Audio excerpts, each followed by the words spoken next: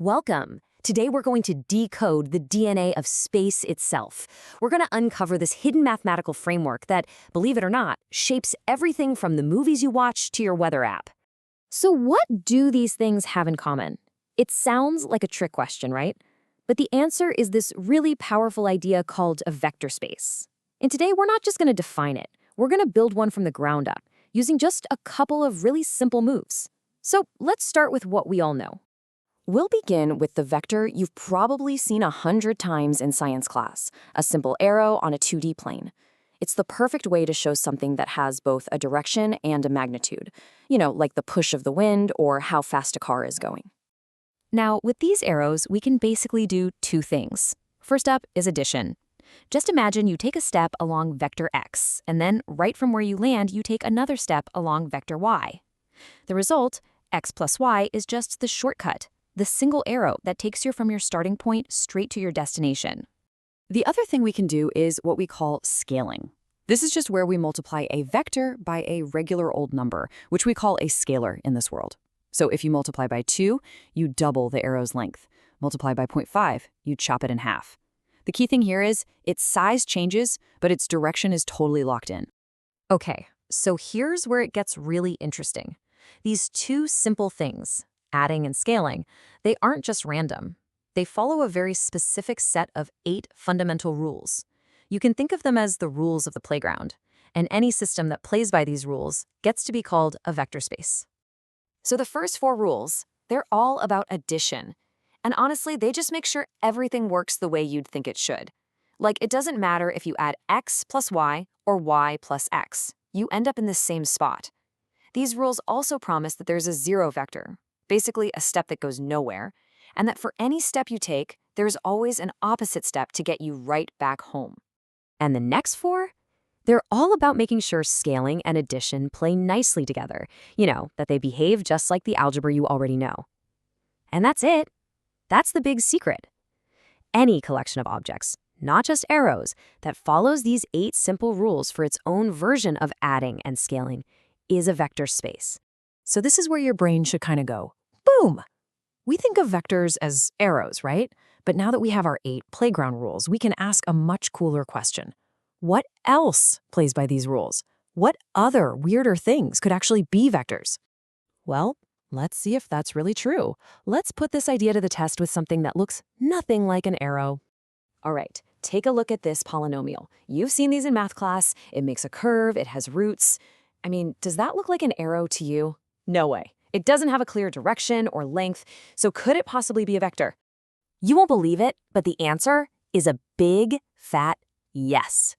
If we just define addition as combining the terms that look alike, and scaling as multiplying the whole thing by a number, it turns out that all 8 of our playground rules totally hold up. And this is the magic of abstraction. The entire collection of all polynomials is, officially, a vector space. How cool is that? Okay, let's push our luck. How about this? A 2x2 matrix, just a little box with 4 numbers in it. Could this also be a vector? I think you see where this is going, right? If we define our operations in the usual way, adding the numbers in the same spots and scaling every number inside, yep, matrices follow all 8 rules too. So here's the big takeaway. A vector isn't a thing. It's not an arrow. It's more like being a member of a club. If your world is governed by these 8 rules, then congratulations, you're a vector. All right, so we've established that we have these huge abstract spaces full of vectors, whether they're arrows or polynomials or whatever. So the next question is, how do we actually build anything in them? Is there like a fundamental set of Lego bricks we can use to construct every single thing in that space? The secret sauce is something called a linear combination, and the recipe analogy is just perfect for this. You start with a few basic vectors. Those are your ingredients. Then you decide how much of each one you need. Those are your scalars. And by scaling and adding them all up, you cook up a brand new vector. Okay, so now imagine you're in the kitchen with your ingredients, and you just go wild. You make every single possible dish you can think of. That whole universe of vectors you can build, that's called their span. And this leads us to the most critical question of all. Can we find the smallest, most efficient set of ingredients that can still cook up the entire space? And that question, that hunt for the most efficient set of ingredients, brings us right to the heart of it all. finding the DNA of a vector space. We're looking for that core set of instructions that gives every space its unique structure. To build that perfect toolkit, we need our tools to be what we call linearly independent. It's a fancy phrase for a really simple idea. No junk in your toolbox. A dependent set is messy. You've got tools in there that you could have just made by combining other tools. But a linearly independent set, it's clean, it's efficient. Every single tool is absolutely essential.